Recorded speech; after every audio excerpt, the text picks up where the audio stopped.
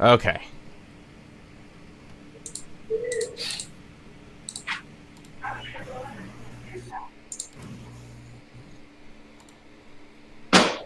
Second verse.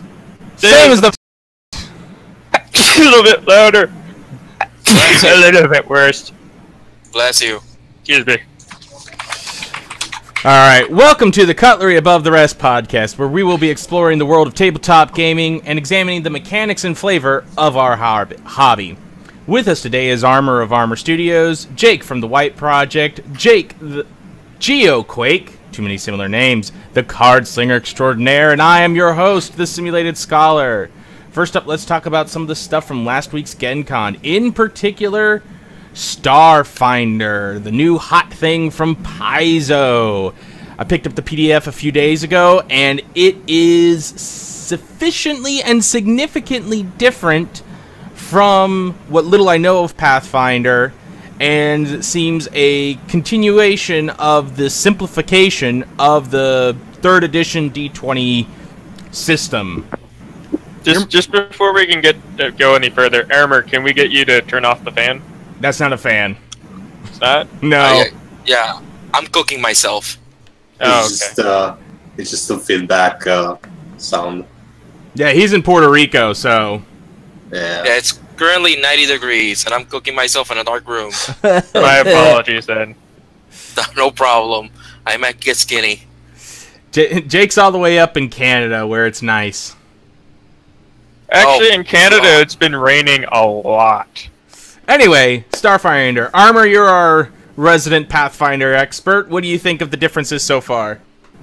It's a very different monster altogether. I went into Starfinder expecting something very similar. It is not.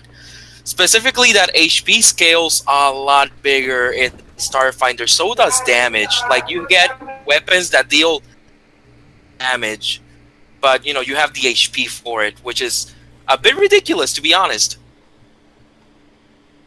I mean, it is. I think it is. The system is designed to kind of like replicate, giant space opera battles.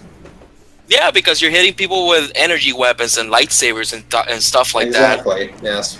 I like that it's actually separate armor classes for those two things. Yes, you have 2 armor classes, one for energy weapons and one for kinetic weapons.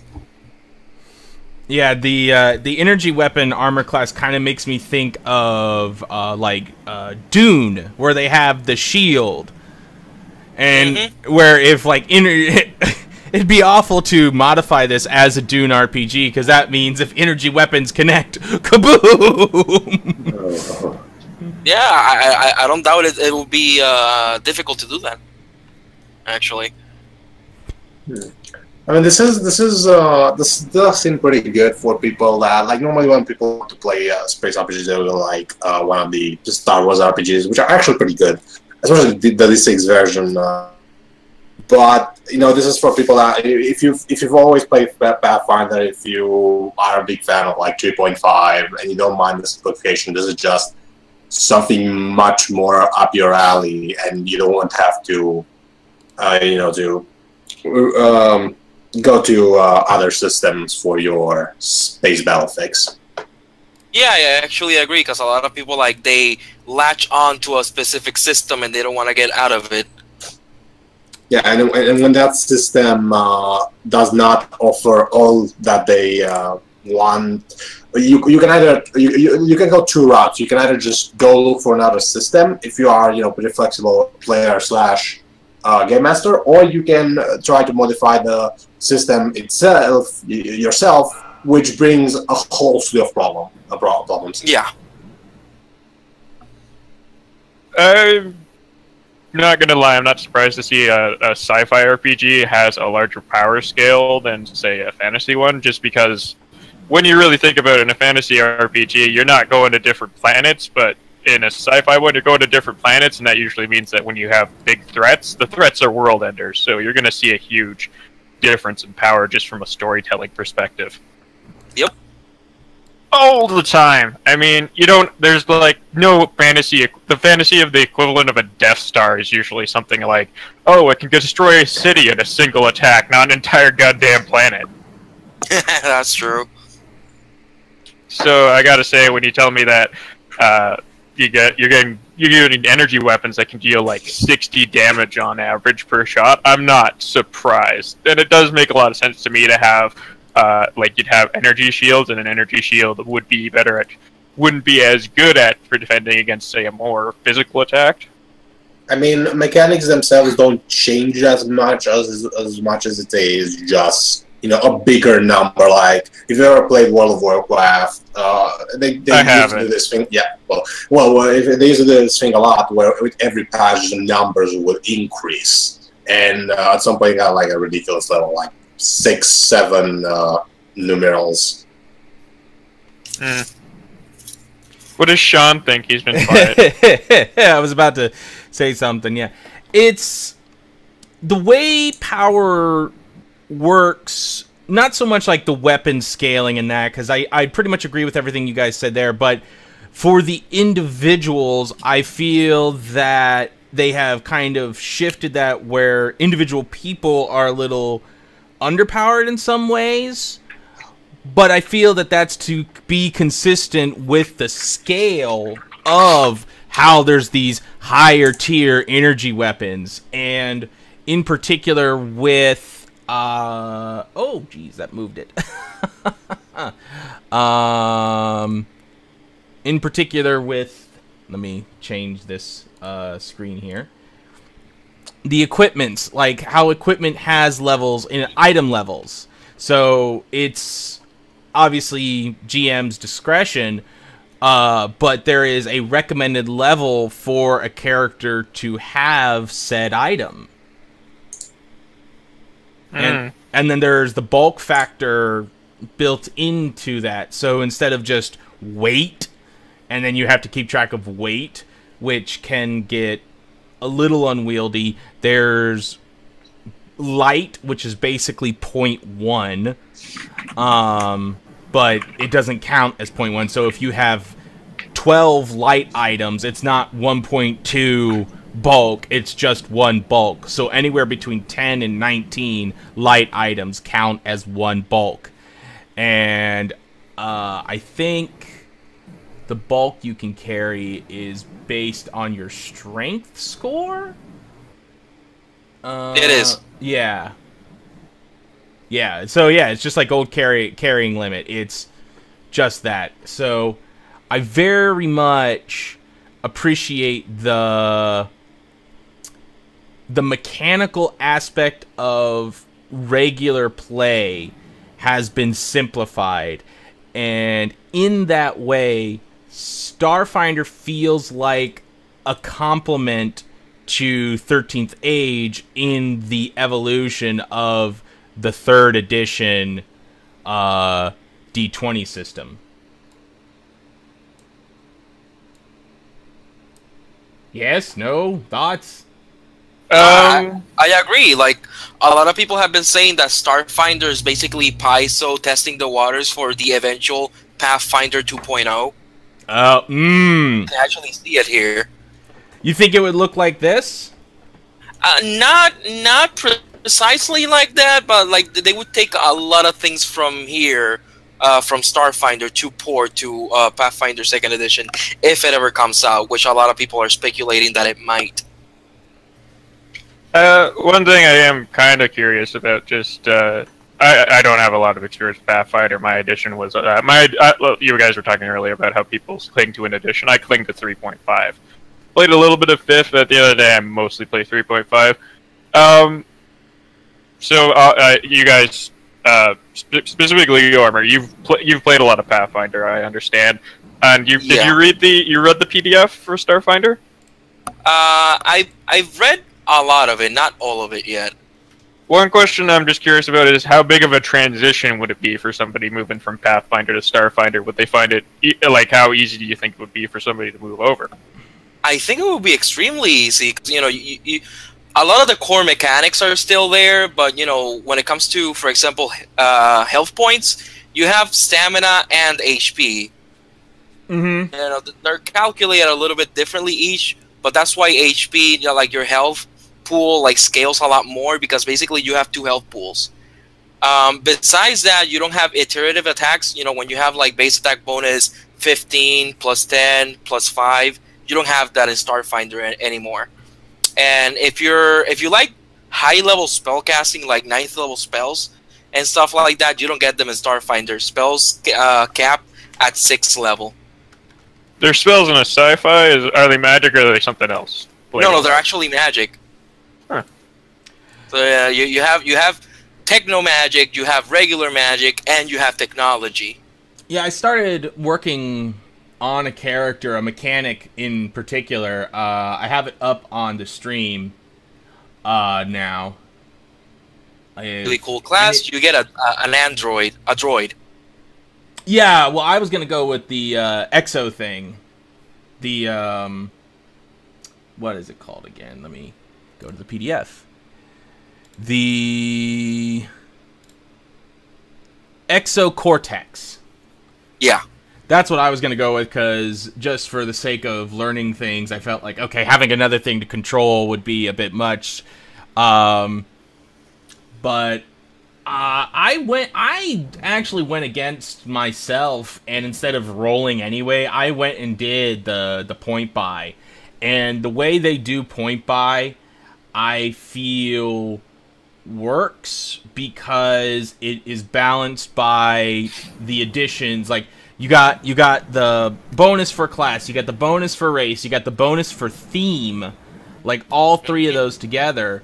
Like, you can get a pretty specialized character. Like, that's pretty much why people don't roll, is to not get just insane powerhouse characters. But I feel that even if you rolled kind of powerhouse E, like, unless you're like a serious min-maxer, with the additions of like each little part giving a little plus here and there, like, it's gonna be difficult, not impossible, but I feel like min-maxing is gonna be either like limited or difficult to a certain point, like at least minning of the min-max, you know? Not really. I didn't read the PDF. I mean, have you looked at the character sheet? Like, here's the thing, is instead of the traditional, first level you get times 4. Yeah, that's it. Times 4 your base, and then each level you just get that amount of your intelligence plus whatever your class skill points are. No. What it is in this is, instead of that times 4, if you put a rank in a class skill, you get a +3 bonus for it being a class skill. So instead of getting more skill points, you just get bonuses to being trained in your class skills. Something I do like that they did with ability scores is that they cap out at 18 at level 1. Right, yes. You cannot have like, I put an 18 in strength, my race gives me +2 to strength, and my theme gives me +1 to strength, so I end up with 21 strength. You can't do that anymore. Right. You're capped out at 18, which is really good for fucking balancing, because that was a huge issue in Pathfinder. And 3.0 and 3.5. Yeah, that is something that I actually like that they did from 5th edition, because 5th edition has like maximums, and I'm happy they added that to Starfinder as well. So you're not gonna end up with extremely excessive min-max characters in Starfinder. Yeah, that's what I was saying. Yeah, but going back to Jake's question, it'll be easy to go from Pathfinder to Starfinder, but there are still some nuances you should check out, because, for example, in Starfinder there's no 5-foot step. My God, 5-foot step, staple of like every single thing I've ever played. No, but here's the thing: there's like a 5-foot step, but it's called a guarded step. So it works the same way as a 5-foot step. The only issue is it's a move action. Take a guarded step and then do a full round action. back in the day when we would. It's like, oh, he moved out of the way to cast a spell. In my turn, I 5-foot step, full round. That's something we... Yeah. But now you can't really do that. You can guarded step and then attack, but there's no full rounding after the 5-foot step. I thought a 5-foot step was in lieu of movement. I didn't think you could 5-foot step and then move. That's how... Okay, let me rephrase that. That's how I always ran it. Like, 5-foot step counted as your movement. It just didn't... It does. 5-foot step, you can do a 5-foot step in lieu of your movement, but after a 5-foot step, you can do a full round action because a 5-foot step doesn't count as a move action. Oh, okay. Move. You can't move, but you can still do a full attack. Gotcha. I see what you're saying now. You can do a full attack, or you can cast a spell that's modified by a meta magic. That usually takes a full round action. But in Starfinder, a 5-foot step counts as a move action. I'm trying to get to the guarded step. It talks about it, but I'm not seeing the main thing. Page 243. 43? 243, yeah. Thing should be there.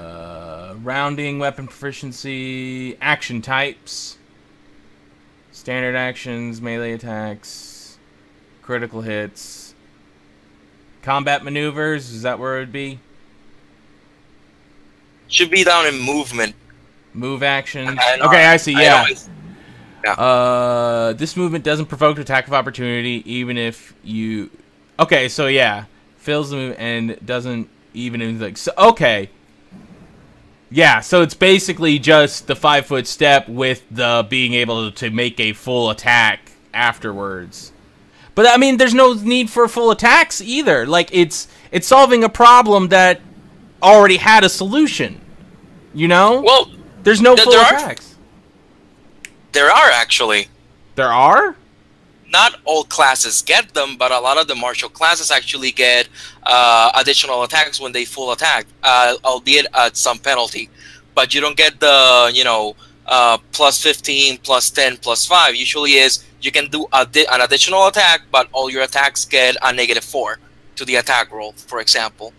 Well, that's pretty much the same then, because that's what the other ones were. Like, it was pretty much the same, but a couple of them actually you get like 3 attacks. But all 3 of them just take a -4 to the attack roll. Oh, all 3? Yeah, the negatives don't scale. They all get the same negative. Okay. And it's those small nuances that if you're going from Pathfinder to Starfinder, or heck, from 3.5 to Starfinder, you have to really, take care of. Okay. Yeah. I have found a lot of times when transferring to... Like I do love 3.5, but whenever you're transferring to a new system, there are a lot of similarities, even in vastly different systems. Is one thing I have noticed. I like the simplified skills too. Like it's just bump bump bump bump. Like it's a short list.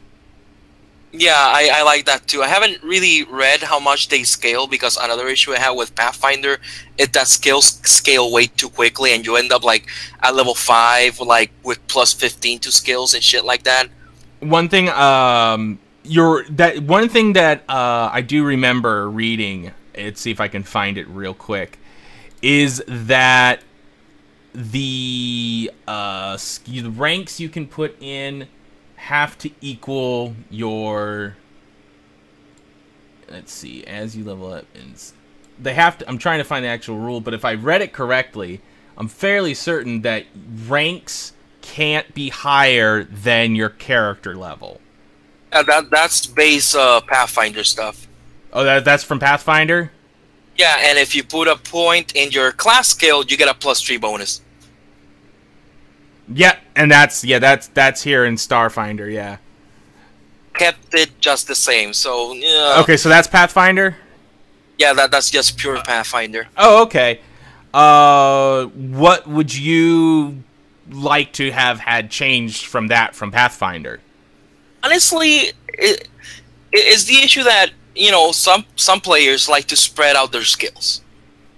I mean... as they level up, their skill points don't scale as much, but then you have players that like to focus their skill points and always have like only 3 or 4 skills, but they're always maxed out.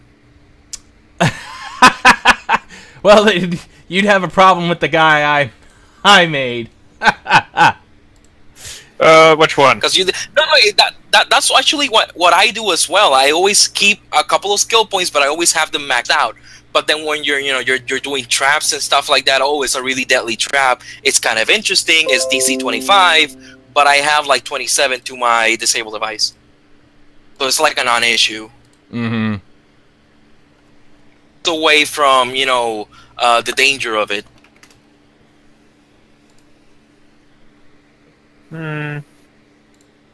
I honestly can't tell you how I would have changed it, because I've done a lot of tracking with and stuff with the skill points in Pathfinder, but I don't have a way I would have fixed it.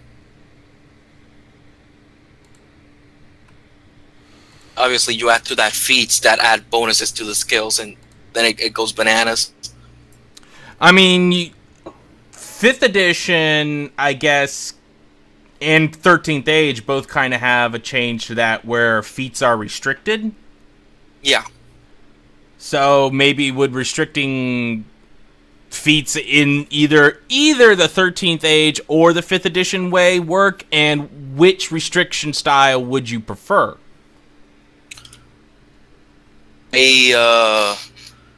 Because the thing is, like, since the 5th edition feats are so much different than they are in Pathfinder, which is another thing that I have against Starfinder, that they kept feats very similar to Pathfinder.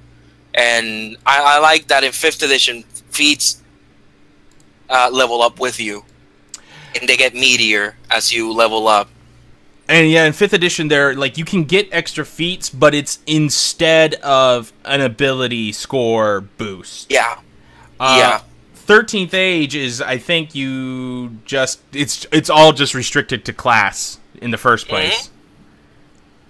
Mm-hmm. They upgrade your things. Right. So you would prefer 13th really Age cool. meatier is basically what you're saying. Honestly, yeah, I think so. Or at least feats that, or like in 5th edition, very meaty feats that they level up with you. I think with the way, at least with how Starfinder currently is, like, if that was just swapped out, that could get crazy, because you'd, classes already have, stuff going on, with multiple levels, so pretty much it would, 13th Age does only go up to level 10, but the way power scales in 13th Age, I feel like level 10 in 13th Age is equivocal to, level 27 in the other D20 games. Yeah, something like that. Hitting level 10, you're in the mid-20s-ish epic level stuff. I feel level 1 character in 13th Age is equivocal to a level 3 character in 3rd edition, and from what the sounds of it, probably similar to Pathfinder. Yeah, but I honestly think, when it comes to Starfinder, I think the Starfinder's a little bit, power level-wise, a little bit higher.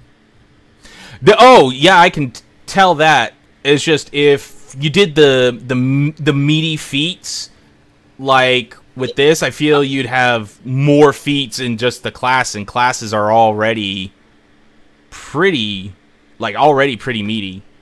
See, look, I'm looking at your character sheet, your mechanic. Yeah. You have 10 in engineering. Yeah. 8 in medicine, 8 in physical science, 7 in piloting, and 8 in profession. Those are really big bonuses. And 8 in computers. Those are. This really is for big a bonuses. level 1 character. This is a level 1 character. That is pretty big. That's pretty beefy. Yeah, and the thing is that's normal for Pathfinder. Of course. So I almost feel like saying, should feats just be dropped from Starfinder? Well, just feats that add to your skills. Skill feats. Yeah, like skill focus. Okay. Because skill focus gives you it's a +3 to your skill, and when you get to rank 10, it gives you another +3. So the scaling gets really ridiculous at one point. Well, let's see if there are any of that. I'm looking at the feats right now. Do that. I wanted to. I don't see skill feats. Oh, that's good. At the very least. Let's see. What pluses are there? There's +2 to adjacent allies AC, bodyguard. +1 bonus to ranged attacks. +2 to fortitude. So there is the stuff that pluses the saves. So there's still the reflex, the fortitude, and all that. And those are very useful. Insight bonus on one skill. Not skill focus. So there is skill focus still. There's not, but there isn't like the get +2 to these things. Like I'd have to whip out my 3rd edition stuff, but yeah, I know what you're talking about there. Like have these prereqs, and then you get these the synergy bonuses. There we go. Yeah. But something else I do like. Oh, hold on, they just condensed it. Skill synergy. Gain 2 new class skills. Yeah, it's still there. It's called skill synergy. As soon as I said synergy, I was like, oh, wait, no. There it is. So it is still there. It's just condensed into a single term. So. Because to me, it's weird that, you have the fighter guy, right? I'm really good with weapons. But for some reason, these skills, I'm better at these skills than I am at hitting you with a weapon. Fighters are bigger. And, it's been a bit weird. And that's another thing here is you get, at least compared to 3rd edition, I'm not sure, you'll have to tell me if this is the case for Pathfinder, which from one thing I heard, it's different from Pathfinder 2. You get ability increases less often, so every 5 levels instead of every 4 levels, but you get a feat every odd level. So instead of every 3 levels, so you get 6 feats by the time you're level 20. You have 10. It's by the time you're level 20. And if you're a human, you have 11. And if you're a fighter, you get 30. 30 feats as a fighter? Jesus Christ. No, 20. Yeah, you get 20 because you get 1 per level. That is a ridiculous number. Yeah, because you get a crap ton of feats in Pathfinder. And here's the thing. I've seen a lot of people complaining that they are feat thirsty in their builds. Like, in 3.5, you get one every 3 levels. Yeah. And people are saying that getting that many is not enough? Yeah. My guy has to be super customized to be exactly like me, but also powerful in everything! That's an issue I have with Pathfinder itself, because it's just the thing of things that I understand for some people it could be overwhelming.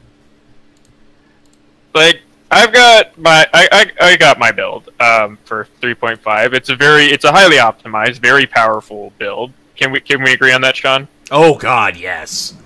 And I'm not feet thirsty. I have this build. It took quite a little bit to do, and I actually don't know I don't really have any ideas for some of the feats that don't even seem necessary that I already have. Like, do you know what I mean? Like, I have more feats than I need. Yeah. Yeah. And you're telling me that in Pathfinder, not only do you have just a ridiculous amount of thieves, but that people want more? That's...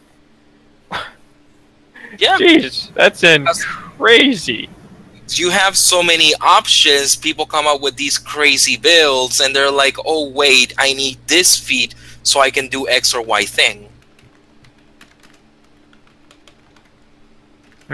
That's... Well, right, we're learning. This is a shared experience of just. I've learned that Pathfinder is insane, and I'm kind of glad.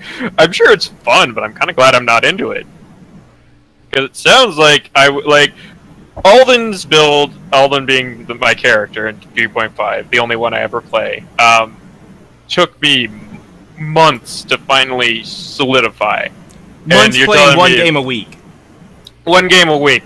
And, like, Well, that's not even true because I was looking into Alden's build even before your campaign, so it took quite a bit of time to finally get him settled down into something that I actually liked. And it's like with that many feats, because I got to assume with the increase in the number of feats that you can get, there's a corresponding increase in the like number of feats there are over. Oh, right? Mm-hmm. Yeah, there's a lot of feats. Jesus, so that just sounds like it would be insane. Yeah. Sean, I noticed a problem with your character sheet. Which one? I mean, In like, your what about range- it? In your range attack, in your dexterity modifier, it says 4, but your dexterity modifier is 2. Oh, yeah, I'll have to change that. Yeah, it should be higher than that. Yeah. I screwed that up. No, my dex is 2. And Yeah, my base but save in is your- 2. Yeah, no, but I'm talking about your range attack. Oh, my ranged attack. Oh, okay, yeah, that should be 2. Because I just copied the 4 from the save, not the 2 from the ability mod. So, I wanted to talk about this quickly. Like, you have here an ace pilot, a mechanic. He's really good at shooting, so his range attack roll is +2, which is fair for level 1. Mhm. But then, you compare that to his engineering. His engineering is 5 times. Yeah. And that, to me, is ridiculous. Like, I'm not saying he should never be better at engineering than attacking, but, it should be enough. Well, the 10 is also because he's Yoski. Yeah, Yosoiki? Yeah, The Rat Man. Okay, yeah. And, like, so I get that additional 2. That brings it Yeah. from 8 to 10. Like, Yeah. No, I get it, because, you stack things up on things up on things until you get, ridiculous numbers. no, I purposely optimized this guy to be this way.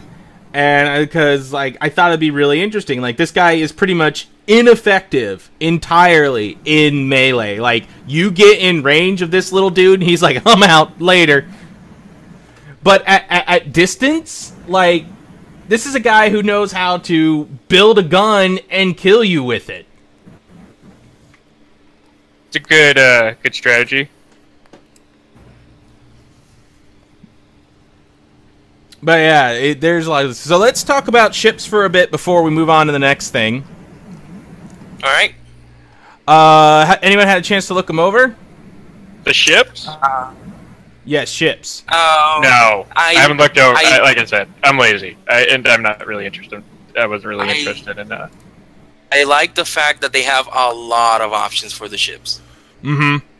Because a lot of futuristic tabletop role-playing games have that issue that, either it's an established IP, so everybody wants the Millennium Falcon, or everybody wants the Enterprise, Right. So, grab different parts, or futuristic games where here's the ship, or here's another ship. You can pick between these 2 ships, and that's it. There's no customization. Customization is important, especially when it comes to a game like this, or even a video game. Like, one of the big issues, going off topic here, but one of the big issues with, what was it, No Man's Sky, was the complete lack of customization in any aspect of the game, which I think is the big reason why it failed. Like, and especially in a game like this, Pathfinder, where there's no logical reason for there not to be customization, since it's not like they have to program in the option to customize. They just have to like list out, here is a way to customize. You got new ships. Well, yeah, there is So customization. yeah, it makes absolute sense for them to be a lot of customization in the ships. And I like... And this is Go ahead. this is a really big book because it's over 500 pages. So you would expect there to be a lot of customization. I like looking at all the expansion bays too, because it's kind of like they're almost all role play opportunities. Like the expansion bays have like function for the crunch for combat and stuff like that. Like it helps you build things. Like it halves crafting time depending on what you're crafting. And you have like a medical bay, which can also function as a medical lab, and da-da-da-da-da-da-da. Like, it has all these things that are good roleplay opportunities, because it's not just a TARDIS where you're like, oh yeah, I can just shove things in here. Like, if the party, once they're more advanced, like, can afford one of the larger ships, they can get a hangar bay, and then you can have like little individual fighters for the party. That admittedly sounds really badass. Yeah, like this is, you know, like, you could totally play Star Trek with Starfinder. Yeah. Yes. And that kind of helps us segue quite well. Yeah. Yeah. Into one of the other things definitely would like to talk about. Let's see. No, that is correct. The Star Trek Adventures RPG. Star Trek Adventure RPG. Yep. Okay, before we talk about that, we gotta know favorite Star Treks. DS9. I'm torn between DS9 and TNG. DS9. Then it's DS9. But bullet to the head, season 3 to the second to last season of DS9. Okay. DS9. I'm an original series guy. That's the one that I've watched the most. I can understand that. Like, that to me, it used to be my favorite one until I saw DS9. I've watched a lot of DS9. Actually, I've watched of all Star Trek when I was in college. When I was in college, I used to we have a channel called the Space Channel in just to cut in, the correct answer is TNG, and then seasons 3 to the final season of DS9, and some of Voyager. Peace out. Well, I guess we'll keeping that in. Slamabama abusing his admin privileges. Yeah. What was I gonna say? The correct answer is original series, but that's just for me because, like I said, my mom was a big into the original series, so we had them all on DVD. So I watched them a lot with her. You know, so it's a memory thing. Star Trek is a family experience in my house. I got a little confession to make. I have never watched Star Trek. That's okay. Well, that's okay. We won't judge you too harshly. Well, he's also over in Europe, so it'd be a little more difficult. Europe? Which part of Europe? The bad one. He's in Spain. Terrible. Wait, I thought that for some reason I thought Geoquake was actually Australian. No, that's Grimm. Grimm's the Australian. Okay. Because I was gonna say, I didn't know that DS9 had a first or second season. You just assumed it started You just assumed it started at a certain point. Yeah, because I'll be honest, I love DS9. I have never seen a single episode of season 1 or 2. Season 1 kind of requires knowing TNG a bit. Season 2 is its own thing, but it doesn't really... It's world building, it's cool, but season 3, like the Dominion War. The Dominion War is the good part of DS9. Not that DS9 isn't bad, but TNG and DS9 together, like, really, really draw you into the Star Trek universe. Like mythos. The mythos, thank you, yeah. So let's talk about the game. That looks insane. Alright, so the game is by Motifus Entertainment. They are known for the 2D20 system, and Star Trek Adventures is going to use the 2D20 system. What is the 2D20 system? I've never heard of that. That's a new term for me. Well, actually, it's just that. You use 2D20s. For everything? Yeah. I'm not too versed in it. Oh, it's a full D20 system? No, it uses D20s and D6s. Oh, okay. Yeah, mostly for everything you use 2D20s. Interesting. But again, this is from the little bit I read once from a different book. Because the Star Trek Adventures RPG hasn't come out yet.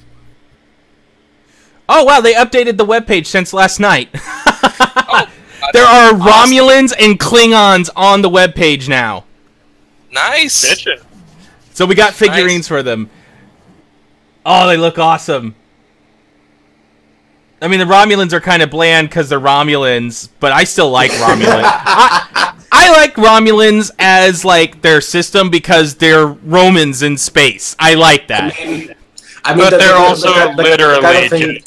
The kind of thing about Star Trek was always that the budget was scrapped, so all the aliens basically looked like humans. And even when they could change that, they didn't because it was kind of iconic at that point.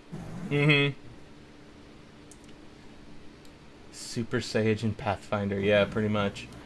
I was actually talking about the Star Trek role-playing game with a friend last night, and we came to the same conclusion, but, you know, this is us, because, you know, we've been playing Pathfinder for almost 10 years now, ever since it launched. We don't see a reason why we would buy the Star Trek RPG, since we now have Starfinder. That's the issue we're having. The only reason I don't know if I'd get the whole set if I could. I might get just the book to help, like, inform being more accurate. But, like, the systems seem different enough.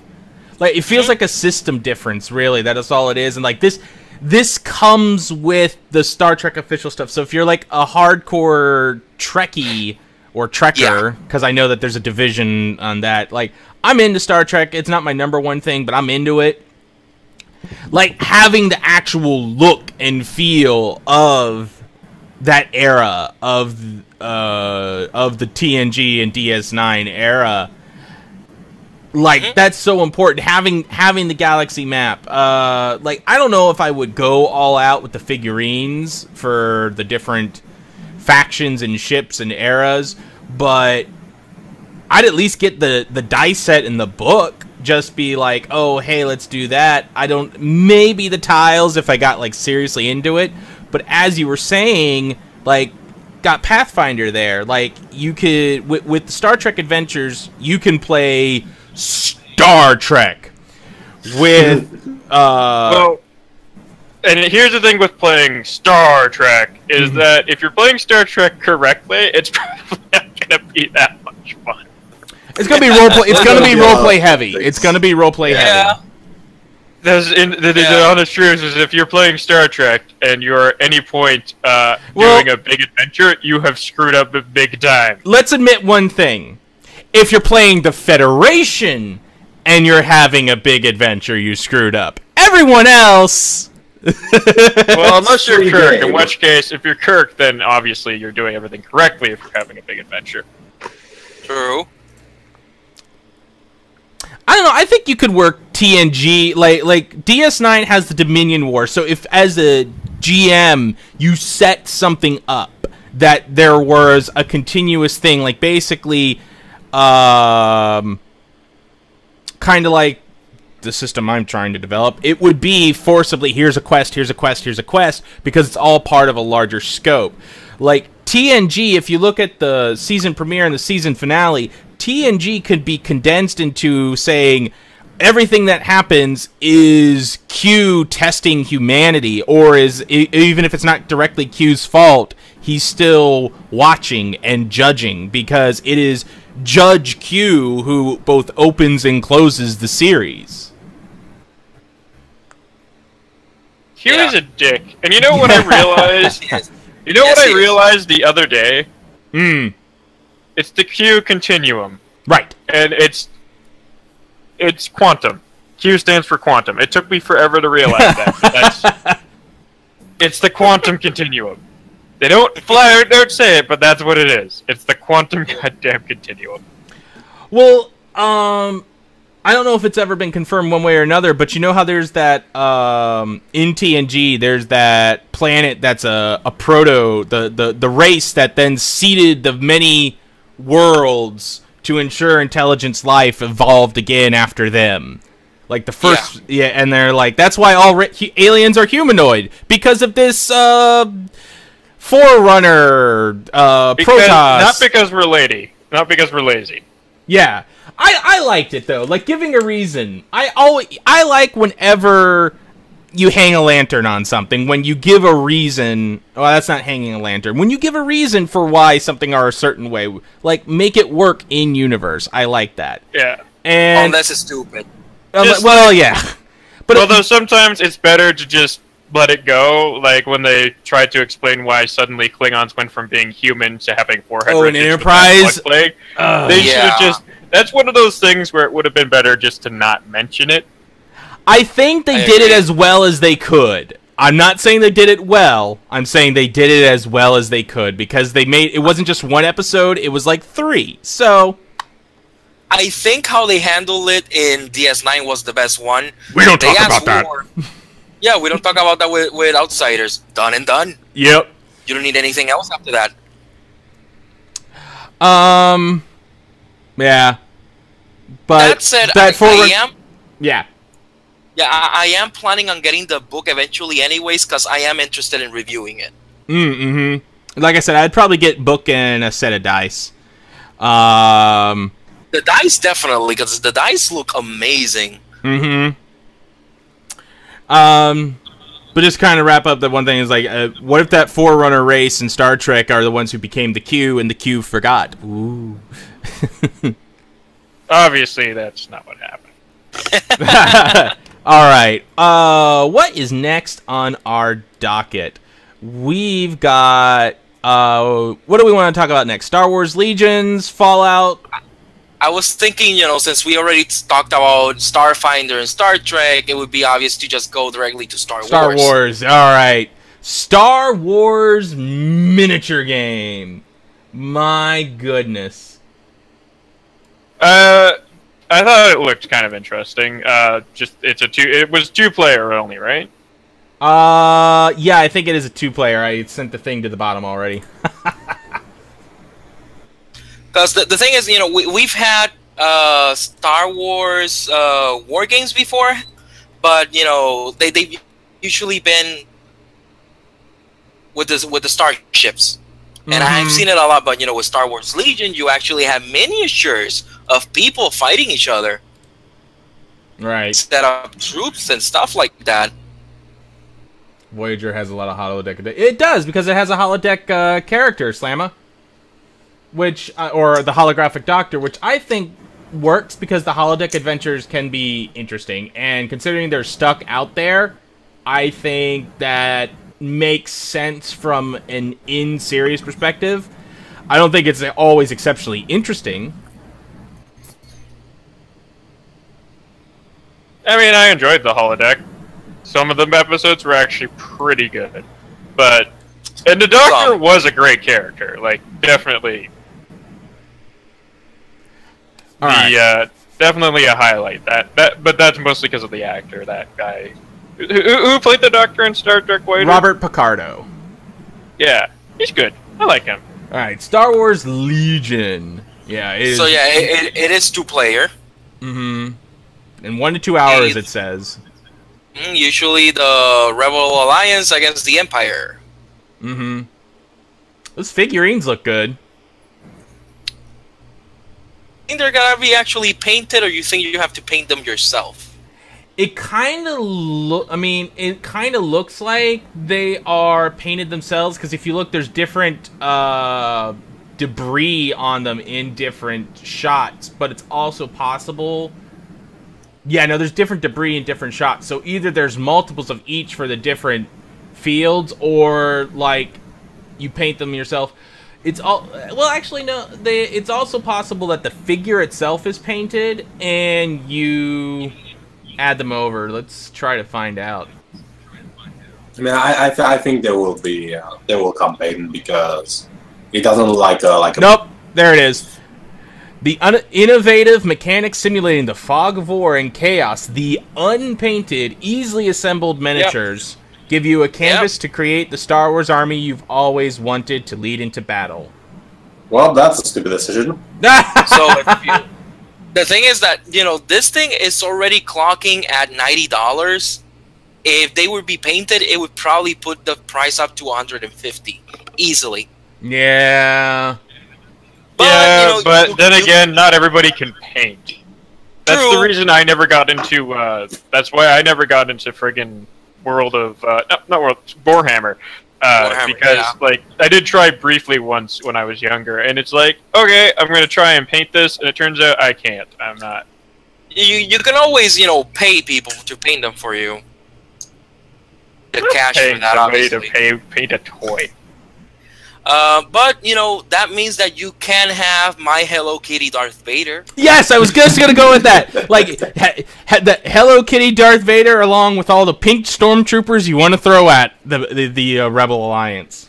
Hell yeah. Oh, yeah. Hello Kitty. Darth Kitty. Darth Kitty. So, yeah, I'm kind of going to wait on that. Like, I've never really gotten into miniatures, but considering this is contained, it's not like Warhammer where, you got to build a better army. Like, it's contained within itself. Maybe. Yeah, that is definitely a point in its favor. Anything that involves that can be, like, you can kind of do without... lower... I think niches are one of the smaller niches out there, personally. Anything... Sorry, I was trying to... anything that doesn't become a continuous investment is definitely better, in my opinion. I agree. Completely. I already play Magic the Gathering. I don't need another massive hobby where if I get into it, I'm going to be dishing out hundreds of thousands of dollars every single thing. Hashtag abolish the reserve list. Yeah, precisely. That's why I just have one deck in Magic, and that's all I use. What is it, Commander deck? No, it's just a poison deck. Oh, I hate you now. I am currently working... When you say when you say poison, do you mean poison or do you mean infect?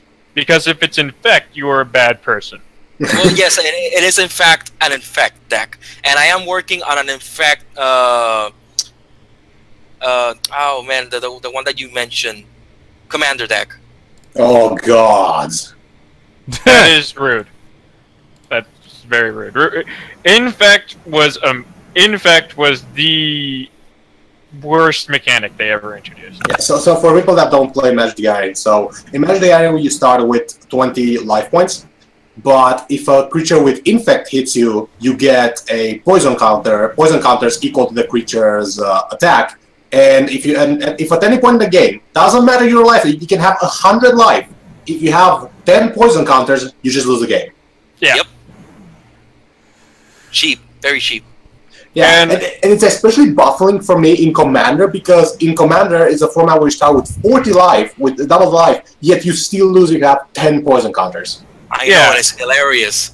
The worst I ever saw was I forget exactly what it was, but I don't think it was a Commander. No, wait, it was Skitterix Commander deck was just terrible. All right, let's come back around. The strategy was getting Skitterix out and then just killing you. Let's come back around. Magic's not on our docket. I already forgot what we were talking about. Board games. Star Wars Legion. Well, I think we pretty much covered that, so, until we can actually touch it ourselves. Another Fantasy Flight game, the Fallout board game. That was actually announced, pre-announced from GenCon, and then you could actually get it there. Anyone taking the time to look at that? I looked at it just briefly. And it looks like it could actually be really good, but it also looks extremely complicated. Mm-hmm. So from the looks of it... I mean, it's a Fantasy Flight game. These are the guys that publish Arkham Horror and Eldritch Horror. Yep. And here again, the miniatures are not painted. You can paint them yourself. Yeah, but they are that kind of Fallout-ish brown that, like, if you left them unpainted, it would be okay. Nobody's gonna fault you if you don't bother to paint them. I mean, you can get a can of puke green spray paint them, and just tell people, they're irradiated. I would do that to the Super Mutant, like from a distance, just kind of half-ass it. I also love how they didn't use any original art for the cover, and they just ripped off Fallout 4's cover. Why? It's the most boring. World 4 had the worst cover. It was just a picture of a T-41B power armor helmet. I think it works for the board game, though. If this had been just the board game art and not Fallout 4's the game art, I'd be for it. I think for the board game, though, with the square proportions, Fallout is an adventure board game based on the hit video game series by Bethesda. Fuck you. Yeah, I mean, they own the rights now. And they're the ones who've done the last ones. Yeah, but still, that's just... But I like it. Like, the player mat, where you got your inventory, you got the kind of character you are, because that kind of reminds me... The special thing. Yeah. That's like, trying still to... special. Like, there's a lot of things going on, but each individual thing doesn't seem too complicated. So it looks like the learning curve is simply just keeping track of everything, not that each individual thing is difficult to keep track of. Yeah, I would say that's like the main problem of Fantasy Flight games, which they are very good, but it takes you like as much to learn them as it takes you to play them. Well, let's kind of jump down our list then to cover the other Fantasy Flight game on our list, Twilight Imperium. Oh boy, this sounds spicy. Twilight Imperium. Yeah, that's fine. We're gonna cover this briefly just because it is. It is like I never played the other ones. I didn't know about Twilight Imperium because I'm just getting into board game playing seriously. 4 to 8 hours, 3 to 6 players. It looks like I have played Scythe, which was like the big board. $150 retail price. Yep. And there's the different player mats. Like, it's got so much going on. I have played Scythe, which was like the new hotness last year. And I love that game, especially once you learn it. So this looks like Scythe, from my perspective, on roids. So I guess like the people who are familiar with Twilight Imperium might say, "Oh, Scythe is a like scaled down version." And it's like there's the territory holding. There's all these pieces here. It's just, and there's the turn order cards, there's the different maneuvers. Like, I read through most of it on the website, just kind of figuring it out, and... Look at that freaking cover art. I know! Like, I really want to play this because it's so involved, but it's kind of like, I want to set aside, like, a day or two to do. Yeah, it's one of those days, games that you have to reserve a whole day. It's a day. It's an entire day. Yeah, because, you have to be with your friends, buy food, buy snacks, and then you sit down to play it. I mean, it does say 4 to 8 hours. Like, yeah. Yeah. And I bet that 4 hours is for experienced players. Learning the game, pausing to read the instructions. This is a day learning the game. Easily, you're going to be there 12 hours if it's your first time. All right. Let's talk about something a little bit weirder and something I knew you were excited for, Armor. And there. If I can get it to load, please load. Apply. Yes! Fate of the Elder Gods, the board game for Lovecraftian cults. That one is so interesting because usually in these board games, like, in Arkham Horror, you're trying to stop cultists from calling up their Elder Gods. But this one's different. Everybody controls a different cult, and the first person to summon their elder god wins. Oh, so it's like a board game version of Nameless Cults. Basically. Nice. So for people that don't know, Nameless Cults is basically Call of Cthulhu, but you play the cultists instead of the investigators. So it's a really nice change of pace when the end of the game is, the end of the world. Yeah. Definitely. Nah, it looks real good. Just from reading through the original Kickstarter page. I really like the visual design. It uses the Cthulhu mythos, which will be a draw, but I feel it kind of would also be interesting to try and come up with, like, new stories and stuff like that. Like, do a spin on it where you try to ramp it up to 11 and summon actual gods and try to have god fights. That would be interesting. Alright. Last thing in talking about new content. I had a lot to talk about and a late start because my computer troubles. But we're still going over everything anyway. I want to talk about this. Yeah. Bob Ross and the Art of Chill. What? is the Bob Ross board game. It is the Bob Ross board game. They made a Bob Ross board game. I mean, it was bound to happen eventually. Yeah, he's really... For some reason, he's had a massive resurgence since that Twitch stream they did a while back, where it was like, oh, everybody loves Bob Ross, let's do a Twitch stream about him. Yeah, no, it's kind of a thing that started, I'm not sure if it started on Reddit, but it definitely got big on Reddit. Like, people were talking about, like, oh, I've kind of been watching reruns, and, like people who were talking about how watching Bob Ross and actually following his methods were, like, therapeutic for them. And then people started, like, you know what? I'm going to see if I can follow Bob Ross with MS Paint, me knowing nothing. And people were able to come up with pretty decent stuff. I'm reading the script. Like, if you want to paint with Bob Ross, you need to be chill. So whoever reaches maximum chill first, Bob Ross Art of Chill game wins. Yeah, because Bob Ross was a very chill out man. He was. Yep. Well, he was a good man. I don't know how chilly.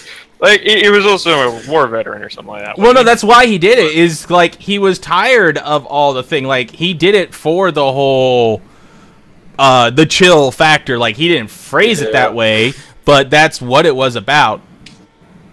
Oh my god, the cards. Do not move Bob forward. He's just chilling. Artists are expected to be a little different. Yeah.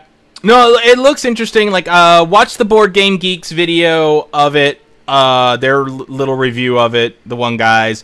It looks like it could be a nice time, just kind of. Like, I mean, I'm probably gonna get this just for the weird factor. Right, and I feel like a lot of people are gonna do that. Yeah, because, you know, you're hanging out with your friends, you're like, hey guys, look what I have, and everybody's gonna be like, what the fuck is that? It's time to chill, bros. Yeah. All right. Like, So imagine playing that while there's something. What? Imagine playing that while high. I think that's the perfect game to do that's that. the only way to play. That was the point. Yeah, that was the point. All right. Moving on to our mechanics advice discussion. Flanking. So I know the 5th edition rules for flanking, and I know the 3.5 edition rules for flanking. we're also going to talk about it as a concept, too. Like, it's this idea that having allies on opposing sides of you give you, like, an extra a bonus. Well, right. From a flavor perspective, what it is so you have one. Basically, in most editions I played, you are standing on one side of an enemy. Your ally is standing on another, and what you do is usually you eliminate a dexterity bonus. And why that is because you are forcing, is flavor-wise, you are forcing your enemy to split attention. Right. So flanking has always made a lot of sense to me from that perspective. It does make sense, because if it's harder to keep, you have two people on both sides of you, you're not going to be able to give your full attention to each. You're not going to be able to dodge as easily as you would like, and that means that you're going to that means that you're in a worse position than you would be under normal circumstances. It makes sense in that context, but it does seem to get out of hand. It can get out of hand because, to quote Spoonie, you end up with the conga line of death. Yeah, that's true. Especially if you don't have a rogue around. Like, if there isn't a rogue involved, then it's going to end up where everyone's, like, trying to shuffle around each other. And the way I feel about that aspect is the Dungeon Master... It's the Dungeon Master's job to try and set up the field in the first place to try and avoid it at least becoming a straight line. Yeah, you put terrain. one of my favorite games of now is Fantasy Age, and what Fantasy Age does is, whenever you're outnumbering your opponents in melee 2-1, you get a bonus. You don't actually have to be flanking on opposite sides. It's whenever you're outnumbering them that you get the bonus. But it's only a +1, but Fantasy Age works with low numbers. Now in 3.5, you get a +2, and Pathfinder is also +2. But you have to be on opposite sides of the opponent for it to work. But then you have the problem of the conga line of death if you're not careful. I like it where it's at least as a concept. I don't know if anyone actually does it this way, and if somebody had said it and I just spaced out, sorry. But the idea that it is at least not, you don't have to be directly opposed, just not next to you. So if, like, on a square layout, if you are in the bottom middle, you can't have some, and the enemies in the center, you can't have someone in the other 2 bottom spots. But the other 5 squares are open for the flanking possibility. Or if you want to restrict it, at least the top 3. I think 5th edition pretty much has changed flanking, where all it really does is give the rogue sneak attack. Like, it's not really, or an advantage. Like, it can give advantage. Well, flanking in 5th edition works for the rogue. If you're flanking, you get the sneak attack, and that's usually core all it does. Right. There's a variant rule in one of the books that tells you if the players are flanking, give them advantage. Okay, so that's a variant. Okay. It's not part of the core rules, and a lot of people don't like to use these rules because it gives you advantage, and it gives also players too much of a disadvantage because there's always going to be more enemies than there are players anyways, because you're going to be fighting constantly. Especially in 5th edition. And when you have advantage, basically what you're doing is fishing for 20s to get critical hits. Right. So, you're going to have opponents always flanking players and, rolling to get those crits. There's actually a funny story behind that, and I'm going to try to abridge it as much as I can. It was Valentine's Day. I just got out of a court hearing because of a dude that was trying to sue me because of a video I did, and he never showed up to the court hearing. So I went to eat at Chili's with my wife and my girlfriend, and I got a call from a friend of mine that he wanted to know about the court hearing, and then he just started talking about 5th edition, and I'm like, all right, what about it? And that's when he explained the 5th edition flanking rules and how detrimental it can be to players. The other issue is in 5th edition you have a lot of powers that lets you get advantage, but if you're using the flanking rules, you're not going to use those powers. Advantage, you only need to flank. Yeah. You get what I say with that? Yeah. Like, you're going to be ignoring your powers in lieu of just flanking. So you end up doing less things. Yeah, the trying to discourage flanking is difficult when it's available like that, and I like that in 5th edition core rules. It's like, it just sneak attack bonus is how you get it, like that. You force your players to actually think and use their abilities.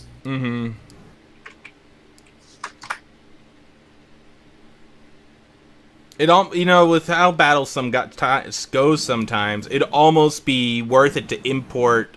Like, if your players really want flanking as an option, what you were saying about fishing for 20s, like, it'd almost be worth importing the 3rd edition rule of +2, and you could even make it +1, because that way they'd still be encouraged to use their abilities. Yeah, definitely, because 5th edition barely has any bonuses, because they traded all bonuses for just advantage. But if you have disadvantage and advantage, you just don't have anything.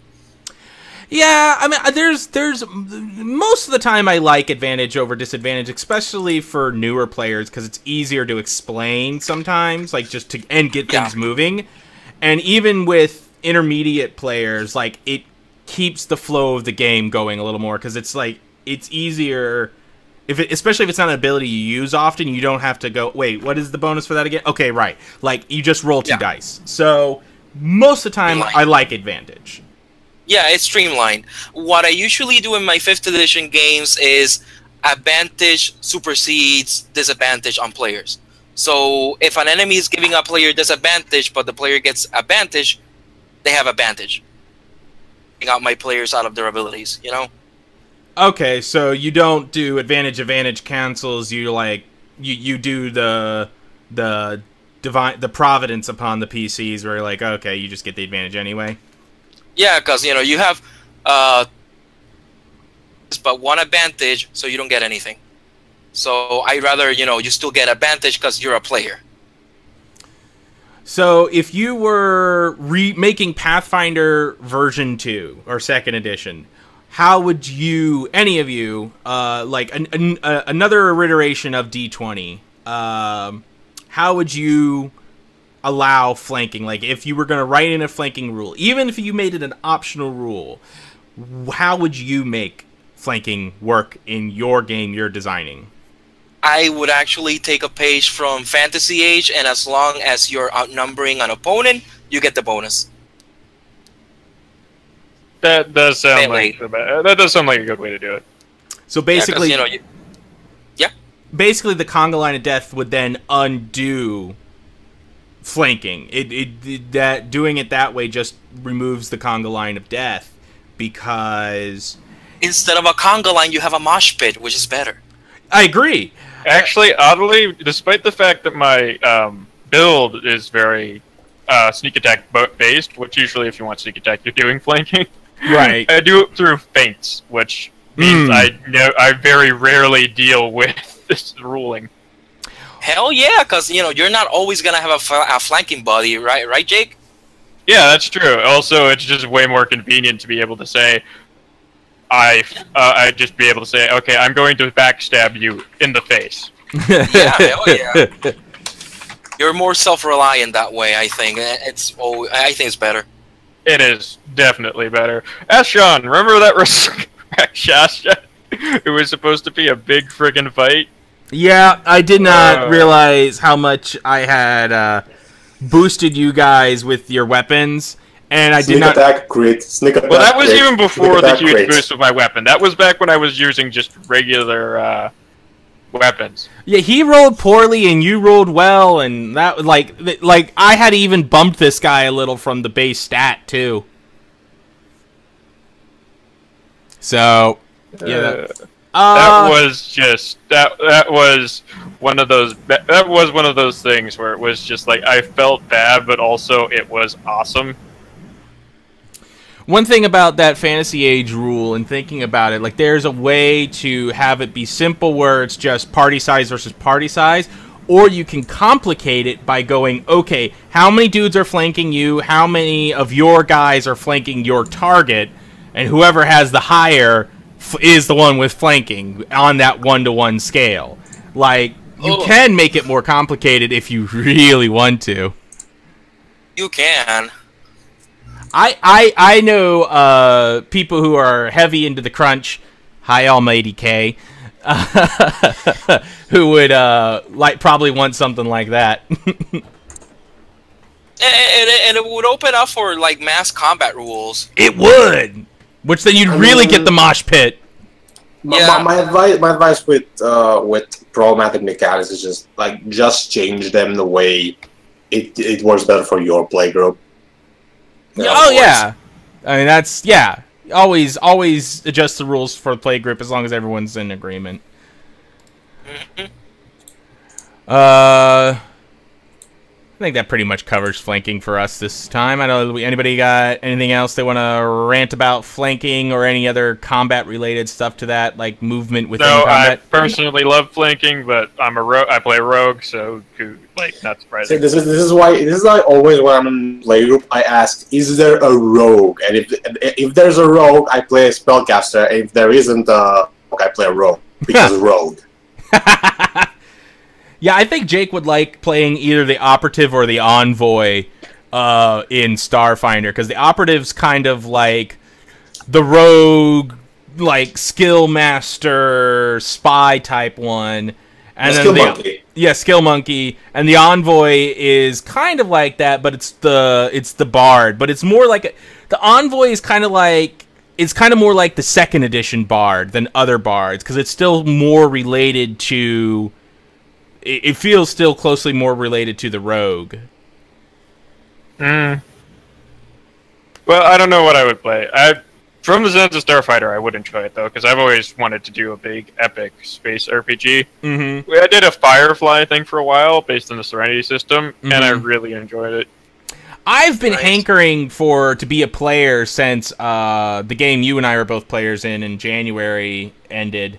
I was hoping to find a Sword and Sorcery, because I haven't been a player in Sword and Sorcery since your game, Jake. But now that Starfinder's out, I'm like, science fiction, yeah!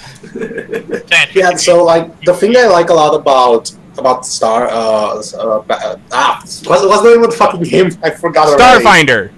The thing I like about Starfinder is that it really doesn't step on anyone's shoes, and it appeals to a certain pocket of the market. Like Star Wars has its own thing because it's Star Wars. If people want to play Star Wars, they'll play Star Wars. Any other space games that I can think of are like 316 Carnage Among the Stars, which is a very combat-heavy, miniature-heavy kind of combat game. And then there is Nexus, which is a very different beast. So this is like really appeals to like a niche, not a niche market, but like a little bit higher than a niche market, which is very important for product success. I think it does fill a gap. I think it fills a gap, really, because it's using those more traditional rules that people are used to because it's Finder, it's Paizo, it's at its heart D20, that there's a huge audience that's already familiar with it, and there hasn't been a good sci-fi mass appeal game that wasn't like themed something. Like I think Shadowrun is probably the closest thing, but that's still more terrestrial based. Like I think there's like 2 space bases in Shadowrun total, and like both of them are on the moon. There's an orbital one as well. Well, since we mentioned Starfinder, something I wanted to mention is that it got sold out within hours of GenCon opening. Mm-hmm. No, apparently it's on back order by about 2 to 4 weeks on Amazon. Yeah. So that thing sold really well, and I'm that's imagining that $50 book. Was really freaking happy. Or $60. $60 book, I think. It's for the $60 book. Like, wow! It's on back order for the $60 book, and the PDF's $10. I'm like, I'm someone who really likes having physical copies, and I will get one eventually. But this is the first time I've been super happy to at least have a PDF. Yeah, man, I get you, because I have a friend that he goes to GenCon almost every year. And he went this year, and, he went since day one, and a couple of hours after it opened, somebody sent me a message, hey, they're sold out. And I sent him a message, hey, dude, do you know that Starfinder is sold out? And he told me, I want to punch myself in the face. That's a little extreme.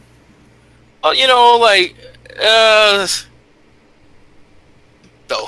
Yeah. When it comes to tabletop role-playing games, specifically the ones that I'm really interested in getting, yeah, it's a bit disheartening. Especially since I know for a fact a couple of people went to GenCon to be able to get that specific book. Not being able to get the book that you wanted, oh man, it hurts.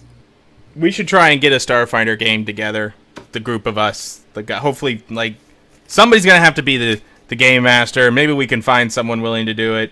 Hey, I know we can probably ask maybe Dan. What system?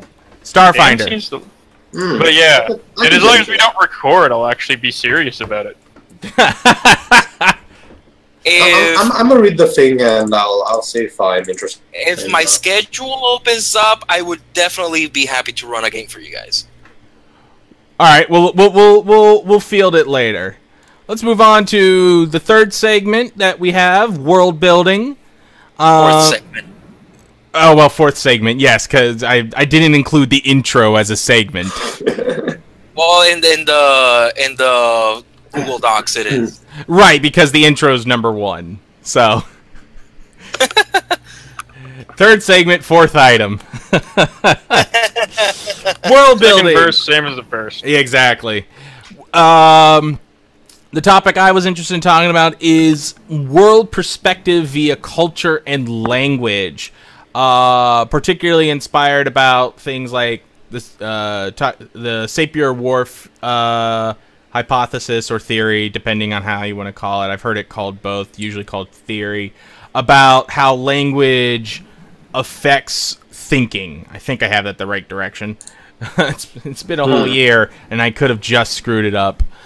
And then there's Berlin and Kay's research about the way color develops in languages, and about how all that affects at least the way we express our views about the world, not necessarily it actually affects our thinking about them. Now, did any of you guys go and watch those videos, or? No. I didn't even know you linked videos.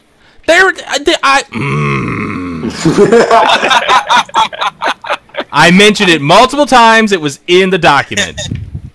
As far as language and roleplay goes, I think that if for a dungeon master, if you're going to make your own setting, you don't necessarily have to create an entirely new language. But I do think that cultural idioms really do help increase immersion. So here's my stats from taking inspiration. If your player... Wait. Hold on. Finish my thought? Sorry. Go on. Okay, thank you.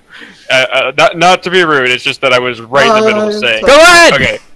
So, like I was saying, cultural idioms I think really do add a lot to lore, and just for an example, in my campaign, The Freelands, where I met you, Sean, if you remember, everybody in the campaign world swore by Arthux, who was a local, he was the founder of The Freelands, and he was a big local, almost deific hero to them. So it's little things like that that help to increase immersion. Right. The kind of what I'm talking about or thinking about is taking that to the next level, where you don't have to actually make the separate languages, but it still affects in translation, like the GRU problem of green, the way green and blue can affect each other, and same with green and yellow, like what is it with Berlin and K? I want to say stage 4. Yeah. So with stage 4 in their old one from the original chart, what is first you get light and dark distinction. Like you always have that at least. And then there is red. Red is distinguished. So if you only have a language with 3 distinct color terms, it's light, dark, and red, because red's everywhere. And then you get yellow or green, and then the missing one of yellow and green, and then blue, and then a bunch of other stuff, if I remember all that correctly. No, there's another one. Brown. Was it brown? No. What was it? What is the color I'm missing? I have to look at the chart. But pretty much what there is, like, in some languages, the color for green and blue either is or recently was the same word. Yeah. And then you can go a step further, like blue itself is sometimes separated. I know Russian and Greek both do it, where sky blue and sea blue are like, so light blue and dark blue. The wine dark sea. Right, exactly. Are 2 different colors in their language. So that's another thing. Like you could have like sea, like elves who live by the sea, who their version of Elvish has 2 distinct colors of blue, or orcs who, like, they put emphasis on shades of green, so like they're not used to the water, so blues and purples are all just blue, while you have reds, like there's dirt red and blood red, and there's leafy green and infectious green. Like you have life-bearing colors and death-bearing colors in like an orcish culture. And then there's like, so just like yellow is just, there's sun yellow and there's disgusting yellow or something like that. Like,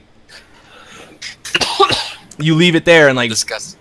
yeah, or like the, like how do Inuits. I got you. Like how the Inuits supposedly have like a million different words for snow.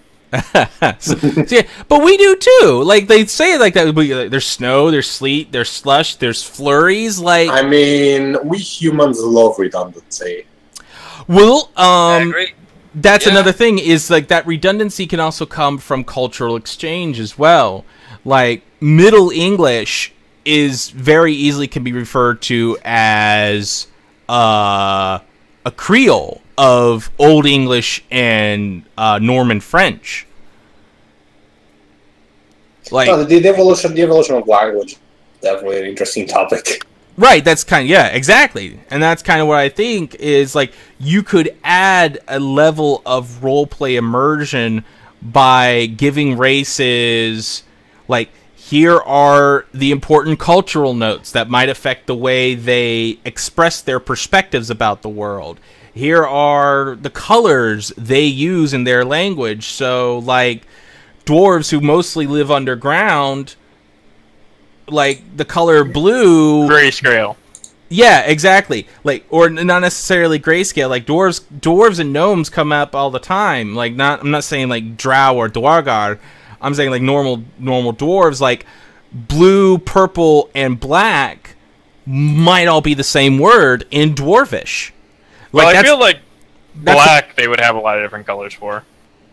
I mean, okay, dark, not necessarily black. Like they would have different words for like this is coal, this is that, but that'd be like a textural thing. Like this is a rough black, this is a smooth black. Like their word would just be dark. Like Harold Bluetooth. Like blue is one way to translate. He was like black is a more accurate translation from that. Like, because his teeth were rotten. His teeth weren't blue from eating blueberries, as the legend now says. No, he had rotting teeth. I think that's the truth of the matter. Because well, that seems more likely. Right, because blueberries don't really... Well, no, yeah, they do. They can be imported relatively easy because they're brambles. But it's blue and black at that time in that language. I think Old Danish were the same word. So you could just have the dwarves could have, oh, this is, we got red, we got green, we got yellow, and we got dark. Like blues and purples probably wouldn't be common underground. So blues and purples would be suffused into black, and then black would often have textural comments to it. So like coal is rough black or coal black, you know? Like the way we do. It's like, oh, this is coal black. Oh, this is jet black, you know? So, what do you guys think? Going that extra level with language for RP abilities or RP opportunities? I do agree that you should go extra. No, like, I don't know if you're going to go that far. It depends on how much work you want to do it.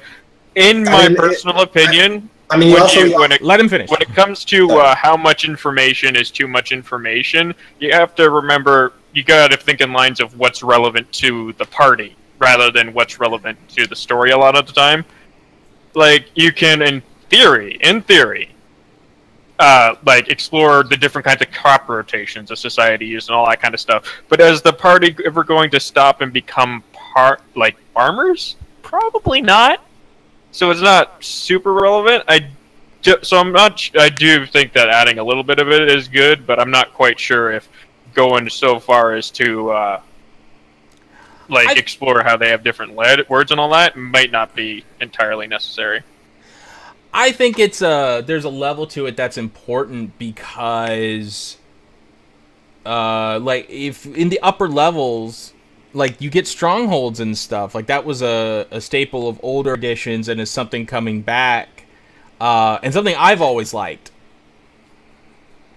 So when there is a place to settle down, and especially when you get to higher levels, you're gonna travel the world more than just your local area because you're going to be someone of power and importance. So I feel that that's something like that can give a little spice to the game to give the players an impression of, oh, this place is different. It's not just another fantasy kingdom. It's a different fantasy kingdom. Yeah, like I said, I do think that you need that to an extent. I don't know if that's going to go. Like I said, cultural idioms are where I put a lot of the stock into it. A little bit of a different language also can be really good. So one of the little problems becomes if you have a character that speaks a different language and you want to be more immersive, you are still gonna have to translate what that character is saying to the player. So you have a level of redundancy that some players may not like. I think that's resolved though by most PC classes making sure like races in the book making sure everyone knows common. Like the civilized races automatically speak common. Just a second. Yeah. So unless you're doing a savage racist thing, or like what I do with Tashev, where when you're traveling the world, I don't make it so each land has a different language, but language families affect each other. So, like, their common is the common of the language family, but as you travel, like, you might need a translator. So, I do things a little broader than that. So, like, if a wide region, you can travel to another country in my world, and if it's from the same language family, you can, like, still understand each other. Still counts as the common. But if you go to another region that's with a different language family, then your common is not their common, and that's how I do it for Tashev. I completely and utterly agree with Jake on this one. I think, keeping it simple would be best. The whole less is more thing. Have a couple of idioms, a couple of sayings, a couple of different language things. Because when we're talking about this, I'm thinking about Klingons in Star Trek, how they mention some words in Klingon sometimes. Even though they have the universal translator, they still, get some Klingon out there. But for a fantasy thing, I was thinking also maybe in some places an insult for an elf could be knife ears, and in another place it could be tree hugger. Things like that, to me, it can keep the players very well immersed in game. Something Slamma just said in the chat was about a dialect, and at least one thing for immersion sakes, as you were talking about, like, you could, if you rolled low on a diplomacy thing, like, you could say, like, especially if it was someone from far away, you could roleplay it off. It's like, oh, your dialect's different, so you kind of screwed it up there, because you didn't say it the way they would expect you to say it. Yeah. Yeah. Another thing that I do think is important is religious differences based on culture. Definitely does come up a lot. It should be something that comes up. Religion, race, like when I briefly ran a campaign without you, Sean. You didn't have the time. I forget why you weren't playing. Yeah, no, I didn't have the time because you were running on Saturdays. I work on Saturdays. Yeah. But, I basically pointed out that one of our guys was playing Tiefling, and I pointed out that I decided, little things like, these people have a very strong sense of religion, and they would look poorly upon a Tiefling. And, they would, so you have to hide your true appearance, make sure that it's not public knowledge. Mm-hmm. Well, any closing thoughts, people? Eat at Joe's. Eat at Joe's. All right. Well, using a thing that I like to do. So I played Shadowrun for 2 years. I was gaming a Shadowrun campaign for 2 years and I stopped. And one of the things, the group was traveling a lot, and usually in Shadowrun you don't really spend your skill points in language because you want more guns or hacking or more kung fu. Yeah. So they would go to Germany or Japan, and I would actually go and if they couldn't acquire a data chip with knowledge for German, like let's say only one character could use data chips. If that character was known, I would just talk like the NPCs would just talk actual German, and I think it's great for immersion that way. All right. And it keeps the group on one group. It doesn't separate the group, which is also important. Yeah. Yeah. One game one game that was a bit weird was that 7H, where you could like nobody's gonna not take that 7C. 7C, and everybody's taken that perk that was like one background perk that lets you Linguist. instantly. Yeah, that was it. Yeah. No, it is funny And how we all took linguist. It was a ridiculous perk, just like you know every language. Well, it's every language in not Europe, so it's not every language. It's Still, that's a lot. yeah. And it was one background point to learn every language. Well, 'cause again, it's condensed not Europe, so it was actually like 7. 7 languages is a lot of languages, Sean. How many languages do you speak? I speak 3. 1.3, 1.2. You Well, in speak that case, 3 I languages? speak 1 3.3. 1 point. I speak English, and then I could like rough my way through Spanish if I listened through for a while and tried to remember some vocabulary. So, si te hablo en español, tú vas a entender un poco. I speak English, and I can speak a little bit of French because obviously I'm Canadian. I speak English, Spanish, Romanian, which is my mother language, and I speak like 30% of Italian, I would say, and then. Well, that's like, called speaking Spanish. What? You said you speak 30% of Italian. I said, well, yeah, that you already speak Spanish. Yeah, that's kind of like cheating there, right? You got a little bit of French there already. Yeah. All right, well, thank you to everyone who tuned in. I see we have 2 viewers right now. I assume we had some people who came in and out, but not a lot. This is our first episode, so titled A Different Angle, because we talked about flanking and perspective in the world. We will be back next week, same bat time, same bat channel. Hopefully. Yeah, hopefully. Next time, maybe we should actually do a better job of explaining who we are. I introduced ourselves. We could talk about ourselves more. The GenCon stuff took up a lot of stuff. I don't think there'll be as much new content to talk about next time. But I like the religion idea, so maybe that'll be our world-building discussion next week, is getting into gods. And we could talk about your cultists, too, Armor. Oh, yeah. All right. Was Wizards of the Coast at GenCon? No. That's something we didn't discuss either. They have not been in GenCon in a long time. They've been, like, doing smaller cons. Okay, so they have an excuse this year because next month is HasCon.